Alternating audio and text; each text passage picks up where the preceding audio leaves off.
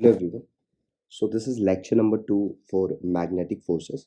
और आज इस लेक्चर में हम लोग लास्ट लेक्चर में जो भी हमने पढ़ा था उससे रिलेटेड क्वेश्चन सॉल्व करेंगे और ये भी देखेंगे किस प्रकार से क्वेश्चंस आते हैं मैग्नेटिक फोर्स पे। अभी तक हमने सिर्फ मूविंग चार्ज के बारे में पढ़ा है, मतलब मूविंग चार्ज के ऊपर कितना फोर्स लगता है किसी मैग्नेटिक फील्ड रीजन में।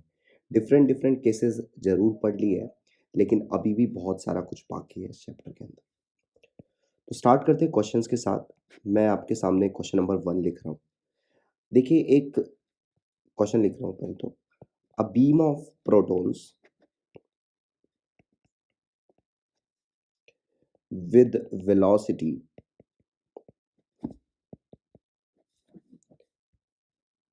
4 into 10 की पावर 5 मीटर पर second enters a region of uniform magnetic field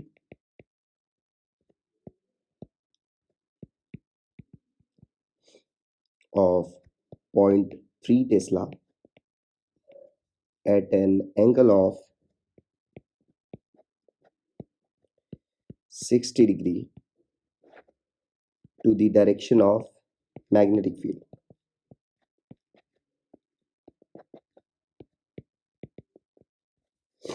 To the direction of magnetic field. Find the radius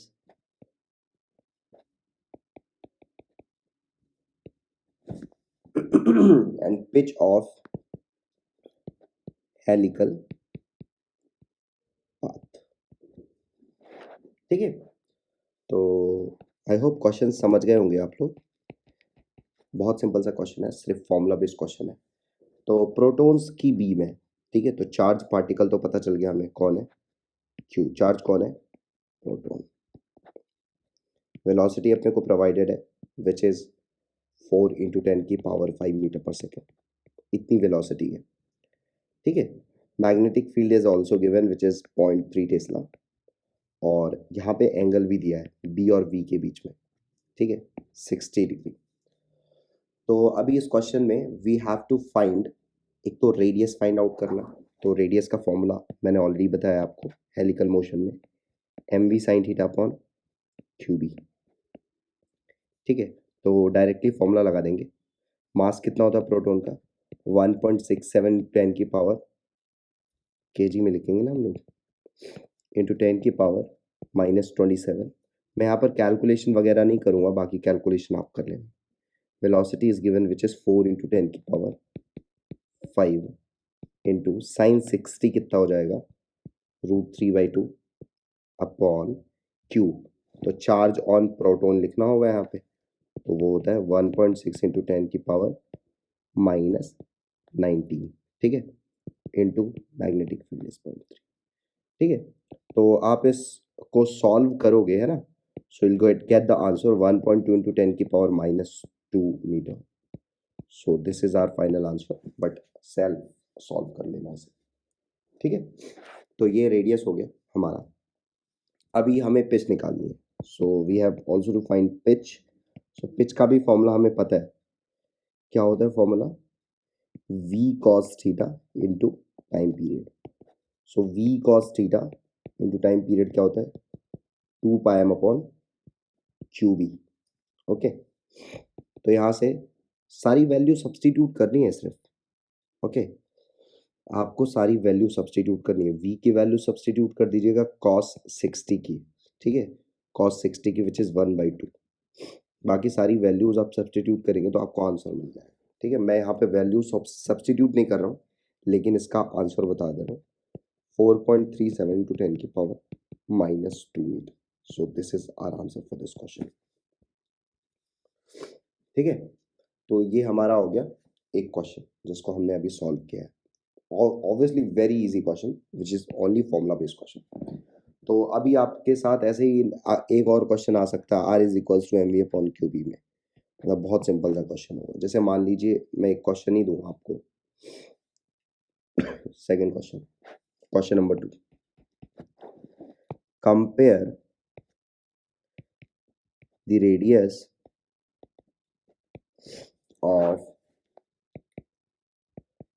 proton, electron and neutron. तो 3 पार्टिकल ले लेते हैं हम लोग, एक तो प्रोटॉन ले रहे हैं, एक इलेक्ट्रॉन ले रहे हैं और एक न्यूट्रॉन ले रहे हैं। ठीक है, न्यूट्रॉन ले रहे हैं। Having same velocity and enters the magnetic field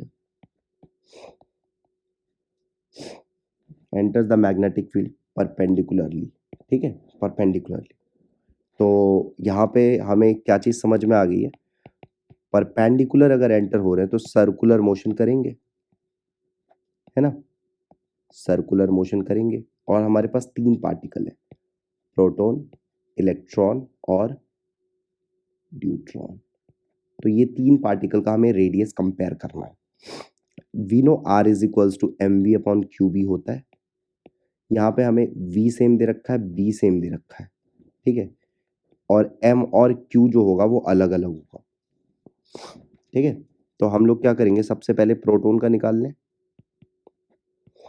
तो यहाँ पे हम रखेंगे mass of proton upon charge कितना होता है, चार्ज होता है E के बराबर। ठीक है, ये रेडियस ऑफ प्रोटॉन, मतलब हम v और b रख ही नहीं रहे हैं, बेसिकली कंपेयर कर रहे हैं ना, इसीलिए बस इतना लिख रहे हैं। ठीक है, इलेक्ट्रॉन के लिए आप क्या लिखोगे, मास ऑफ इलेक्ट्रॉन अपॉन ई। ठीक है, और ड्यूट्रॉन के लिए आप क्या लिखोगे, ड्यूट्रॉन क्या होता है, न्यूक्लियस ऑफ ड्यूटीरियम। ठीक है, तो ड्यूटीरियम का न्यूक्लियस है।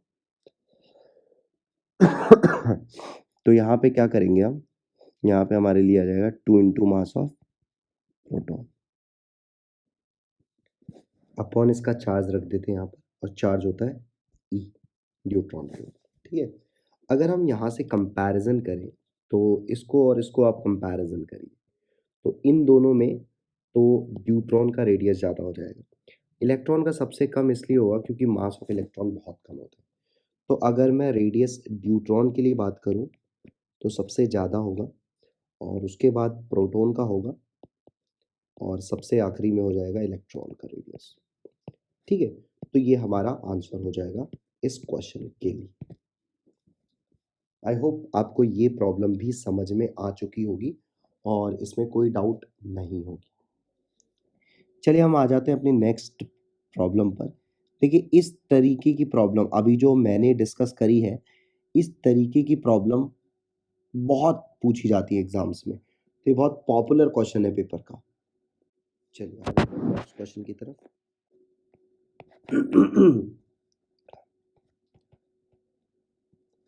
A charge of 4 microcoulomb enters in a region of uniform magnetic field with a velocity of 4 I cap plus 7 j cap meter per second, experiences a force of 5 I cap minus x j cap Newton. Find the value of x.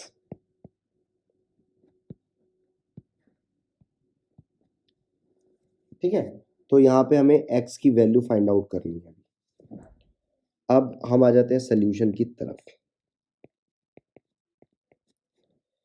चलिए देखिए ध्यान से, यहाँ पे अगर हम magnetic force की बात करें, ठीक है, तो we know magnetic force is perpendicular to velocity. Okay, so यहाँ से हम क्या करेंगे, मैग्नेटिक फोर्स और वेलोसिटी वेक्टर का जो डॉट प्रोडक्ट होगा उसको जीरो कर देंगे। ठीक है, अब बहुत सिंपल है, कुछ है नहीं क्वेश्चन में। यहाँ से क्या हो जाएगा, ये आंसर क्या आ जाएगा, magnetic force is 5 I cap minus x J cap. Okay, और डॉट प्रोडक्ट लेंगे हम वेलोसिटी के साथ, तो which is 4 I cap plus 7j cap, ठीक है। इसको हम 0 कर देते हैं। अब 5 4 20 माइनस x और 7 7x इज इक्वल्स टू 0।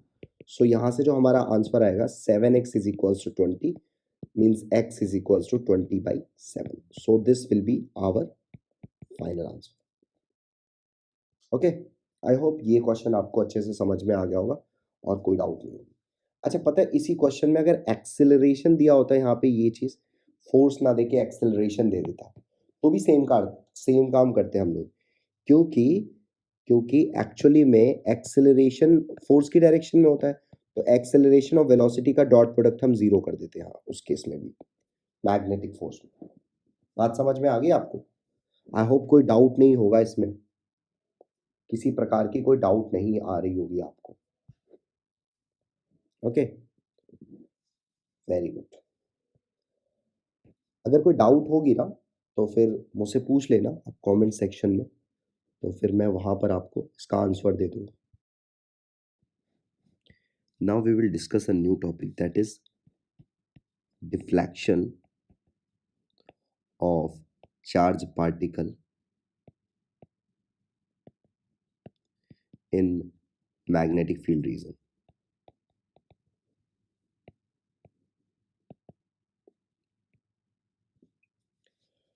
देखिए, मान लीजिए एक मैग्नेटिक फील्ड रीजन है इस तरीके से, और ये कुछ मैग्नेटिक फील्ड है into the plane,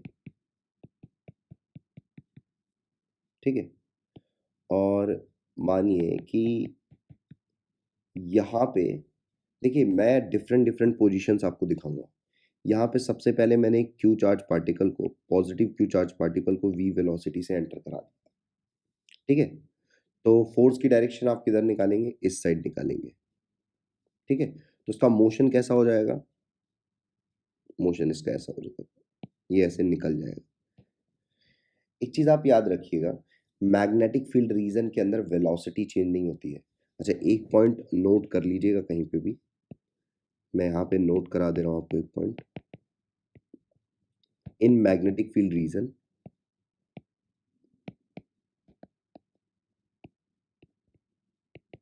speed change नहीं होती है। स्पीड ऑफ चार्ज पार्टिकल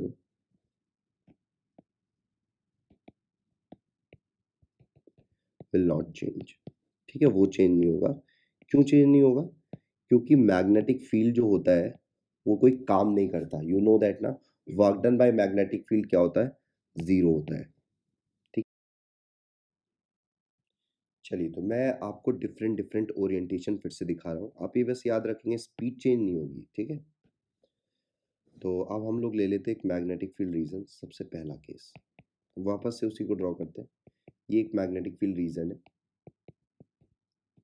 यहाँ पे into the plane magnetic field है, और एक positive Q charge plus Q charge particle ऐसे एंटर करता है v वेलोसिटी से, ठीक है। तो वो ऐसे घूम के ऐसे जाके ऐसे निकल आएगा, v ही वेलोसिटी से निकल आएगा। तो अगर हम बात करें यहाँ पे डिफ्लेक्शन कितना हो गया, मतलब वो कितना एंगल घूम गया, सो डिफ्लेक्शन इज 180 डिग्री, या इसको पाई रेडियन बोल सकते हैं, ठीक है। एकदम एग्जैक्टली सेम ही सर्कुलर मोशन इसने ऐसे कर दिया, अगर वो ऐसे एंटर करता तो, ठीक है।